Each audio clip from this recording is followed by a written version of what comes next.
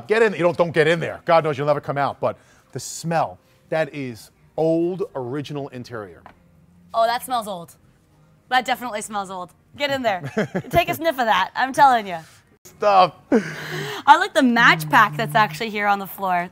Oh my goodness, we have taken cars apart, and again, most of them have been abandoned, and you will find stuff in there. You'll find a gas receipt from 1960 for 25 cents a gallon. You'll find matchbooks from a club that doesn't exist anymore.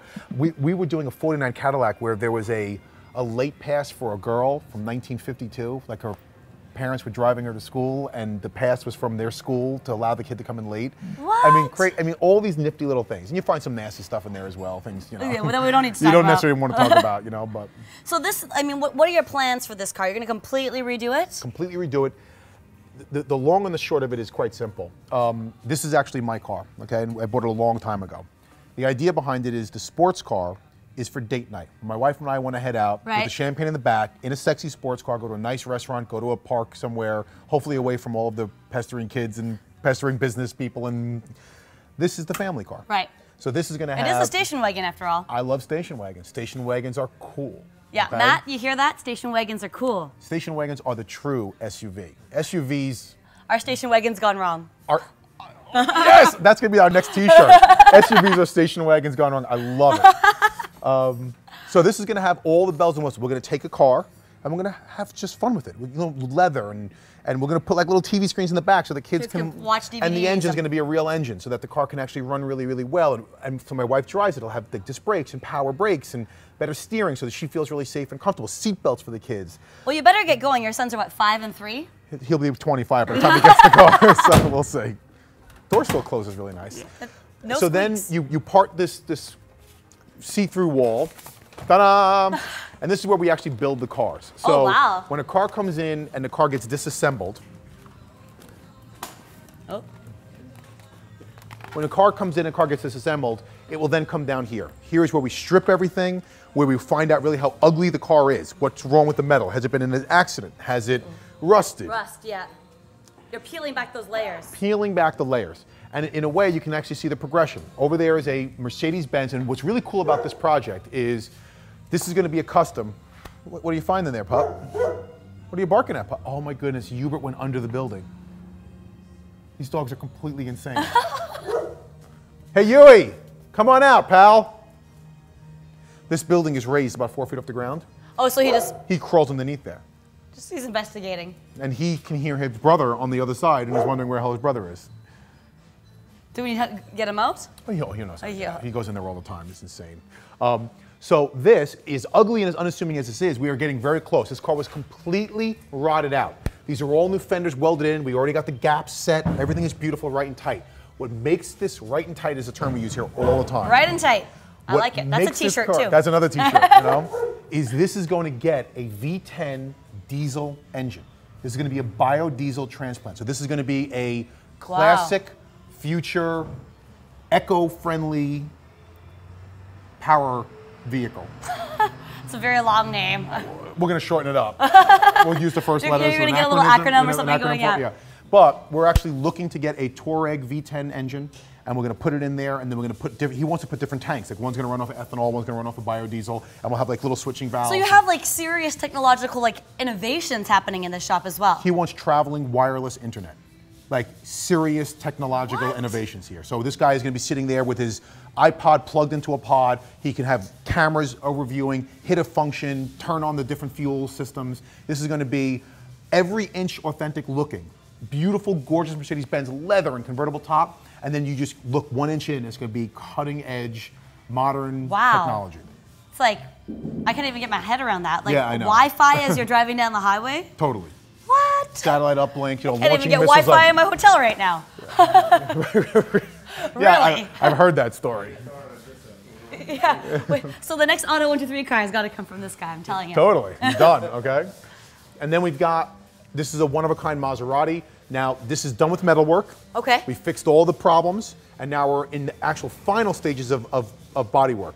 This red stuff is called guide coat. It's a red oxide lacquer-based guide coat where the body man who's sanding will scuff the surface and be able to tell where the high and the low spots are. If you go over the surface and there's a little bit of red left, you know that that's a little dimple. The level of perfection that a guide coat lets you attain, when we're done, the surface should be like glass. And it goes into the paint booth and the paint lays on top. So there's never any bevels or?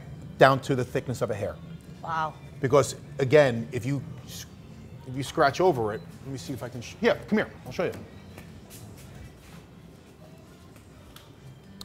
He has sanded this enough where all the red is gone.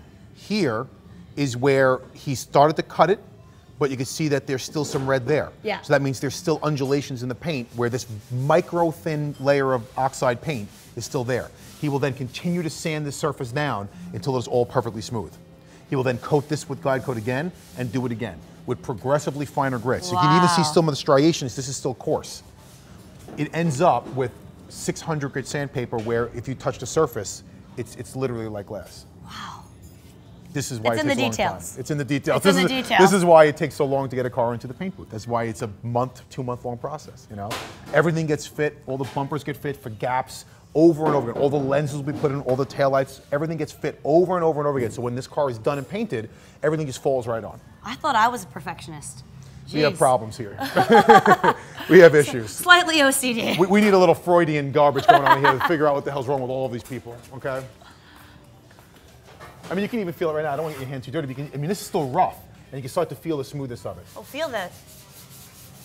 You can even see the reflection. I mean, this is primer, and you can even still reflection because it's so smooth at this point. You can see a little of the sheen. Yeah, right here. Yeah.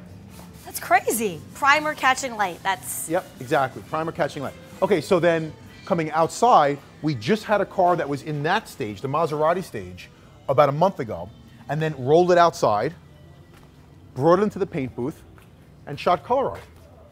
This is the next stage. So now you have a 1965 GTO, the venerable GOAT Pontiac, which has just been painted. Surface was finished, rolled into the paint booth, two-tone paint job put down. We still have a number of processes to go. We still have to do the dashboard, we still have to do the speckle paint inside the trunk, the undercoating, et cetera, et cetera. So it's still got another month down here getting painted.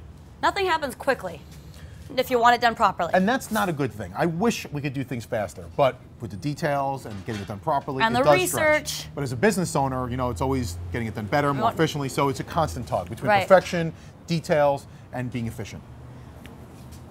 So what we have here is, this is our shop project. And this particular project has got it's what we call a hot rod. Yeah, I'm listening, although I'm taking in some stuff Take it all in, man, take it all in, it's all good. What's going on here? Horns. When you're dealing with projects like this, it is 100% about design. There's no right or wrong. Is this paisley? Yeah, I'm in a big paisley mood right now. And it was funny because this was, you know, this is when you asked before about you know, collaboration comes up with the ideas. At 3 o'clock in the morning, 6 months ago, I had the idea to do this paisley cut, okay? And Captain, who's my metal guy, who's just a brilliant metal fabricator, when he started to cut this thing, he's the one who drew out the paisley patterns. He gave me like 5 different examples, and I picked the one I really, really liked. It was his idea to do the headlights. Like, these are incredibly rare headlights. These things don't even ask how much they cost with little things on top. It took me 6 months, 8 months to find these things. And then you went and cut them up. And then we went and cut them up. All because it was a great idea for Captain, you know what I'm saying? So, well, and it's going to look really cool when there's light. It's going to be sick, okay? It's going to be sick. But when a car like this, it's all about patina, it's all about design. You can really screw it up badly, you know? Or you can take it to a level that's never been attained before. Or you can take it to a level that no one's ever seen before. So upstairs on my design board, I have all the leather swatches that I want the interior to be. You can see it's the same leather that we capped the doors with. You notice how I capped the doors on this too. I'm in this. If I came out of freezing New York to come to Florida, I don't want to ever have a window or a top over my head again. It's been cold though. Florida has been very disappointing. It's been brutal. Yeah, really. Brutal.